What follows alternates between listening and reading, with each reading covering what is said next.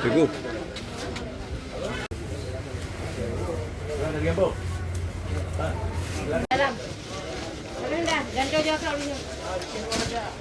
Syederalun sejak dibuka pada 1 Desember 2025, Posko Peduli Bencana Banjir Aceh yang milik pemerintah Kabupaten Aceh Barat Daya atau Apdia di Kampung Kerai Sebelah, Kecamatan Belampidi, terus didatangi masyarakat untuk menyalurkan bantuan kepada korban banjir dan tanah longsor di sejumlah kabupaten kota di Aceh.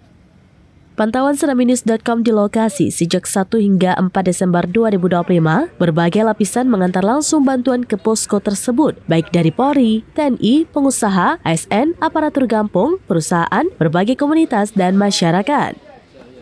Bantuan-bantuan yang disalurkan itu diterima langsung oleh Bupati Safarudin bersama Wakil Bupati Zaman Akli, serta pejabat pemerintah Apdia.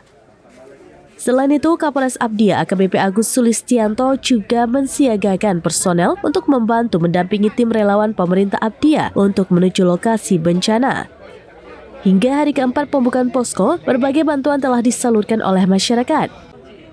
Baik itu berbentuk beras, mie instan, air mineral, telur, minyak makan, gula pasir, sarden, perlengkapan bayi, kebutuhan dasar perempuan, pakaian layak pakai, dan berbagai jenis bantuan lainnya. Untuk sementara, pemerintah dan masyarakat Apdia telah mengirimkan bantuan untuk korban banjir ke Aceh Singkil, Subul Salam, Aceh Selatan, Nagaraya, Keulus, dan Aceh Barat, sedangkan ke Aceh Tamiang sedang dalam perjalanan. Dari Aceh Barat Daya, Mas Rian Mizani, Serambinews.com.